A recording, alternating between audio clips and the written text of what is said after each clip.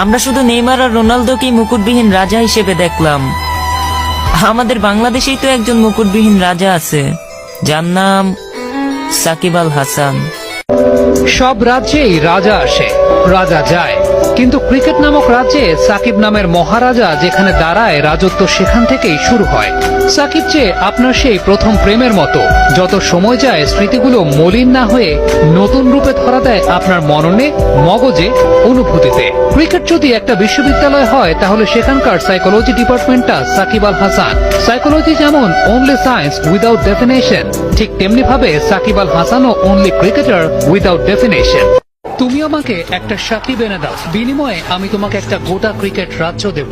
Australia বলে আমাদের একটা স্মিথ আর একটা স্টার্ক আছে, বাংলাদেশ বলে আমাদের একটা সাকিব আছে। উন্নাসিক ইংল্যান্ড আক্রমণ সাজায় ভাড়া করা স্টোকস আর আর্চার দিয়ে। বাংলার সমর কৌশলে রক্ষণ আর আগ্রাসনের প্রতীক ঘরের ছেলে সাকিব। গোটা বাংলা থেকে যা বেরিয়েছে একটাই,